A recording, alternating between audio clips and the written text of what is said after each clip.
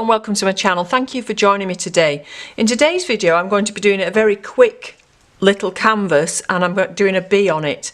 Now I'm sure some of you have probably got some of these canvases or you've used them in the past. They're very readily available at lots of shops and they're very inexpensive, and the good thing about them is they always come ready primed. Now even though they are ready primed, I always like to start with a colour, so you'll notice right at the beginning of the video I paint the whole thing in yellow and then work on top of that, and in fact you can see a lot of the yellow still showing through. It's quite nice to work on a colour and make it quite warm, because obviously it's quite a warm summery setting for this little bee. But the reason for doing a bee or an insect on this canvas was it's important to think about scale when we're doing our paintings. So if you're wanting to do an elephant, you'll probably look much better on a bigger canvas. So be guided by scale. This would suit a little butterfly, it would suit some pretty little flowers, but you probably wouldn't want to do a vast landscape on it. So think about that when you're choosing your canvas, the size of your canvas and the shape of your canvas as well, and make that fit with your subject that you're doing. So I don't often do acrylics in my own work. In fact, I never really use acrylics in my own work, but I occasionally use them on YouTube, and I do have some. And the thing about them is they dry really quickly. So if you do want to do some work very quickly for a special occasion, maybe you want to do a little birthday gift for somebody, and you know you're time pressed and you haven't got time for things to dry, then you can use acrylics and you can use your hairdryer. So this was a very speedy painting because in between the stages I used my hairdryer to dry it all off. Now again, like I've said many times on these videos, you can spend a lot more time to go into more detail or be more precise. I did come back at the end and just tidy up one or two lines, but I wanted to keep it quite quick and free, because the thing about this bee is the wings are actually moving. So I did find the wings the hardest part. It's something that I've shied away from painting in the past because of course there's two things. One is that they're moving and the other is that they're transparent. So you get the colours of the garden coming through the wing from behind.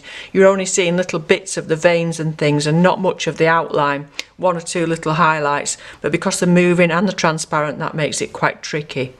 So you can find lots of pictures of nice bees, insects, butterflies on somewhere like Pixabay to have a go at something like this if you've got a canvas, because they're so inexpensive to buy, and also because it's so small you're not using a lot of paint either, so it's not costing a lot paint wise. Now you'll notice that I've got some very tatty brushes here. I use my older synthetic brushes for acrylic painting. I don't use my best watercolour brushes, and I certainly don't use my sable brushes for doing anything in acrylic, although they do wash out quite nicely if you wash them straight away. So usually these canvases come with a little stand like this, which is quite nice. So it can make quite a nice little gift, or you know, they look quite nice in a set. If you make a few different insects and put them all together on the side, they look nice together. Maybe some insects one facing that way and one facing the other way, something like that. Looking at it now, it might be nicer if the background was a bit lighter. I've gone quite dark with the green. And I'll just better tell you actually which paints I've used. So I've used the soft body Liquitex ones. The colours I've used in these Liquitex soft bodies were yellow, green, Mars black there, and we've got ultramarine.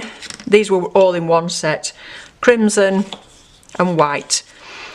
So a very basic set of your primaries and black and white, and you can make lots of nice colours with those.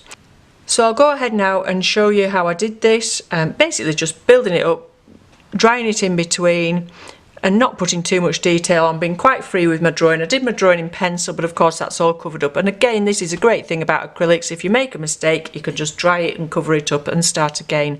You could completely alter the background, alter the colours, whatever you wanted to do, you can really easily correct it. So acrylics are a great media, especially for beginners if you're worried about making mistakes. And as with anything like this where you've got one subject, you know, the insect as the focus of your subject, don't put the same amount of detail in the background and the flowers as you do in your insect, because that's the focus of the picture. And the same if you're doing a nice flower, a nice bold flower, you want your background to disappear a bit and just be quite hazy. Okay, so let me know how you get on with that. If you want to do some insects and butterflies and flowers and things on little canvases like this in acrylic, it's a great way to get going with your painting. Let me know how you get on in the comments below, and if you're new to the channel, and you would like to subscribe, that would be lovely. And thank you to all our new subscribers, and there's quite a few of you recently, so welcome and thank you for joining us here on my channel.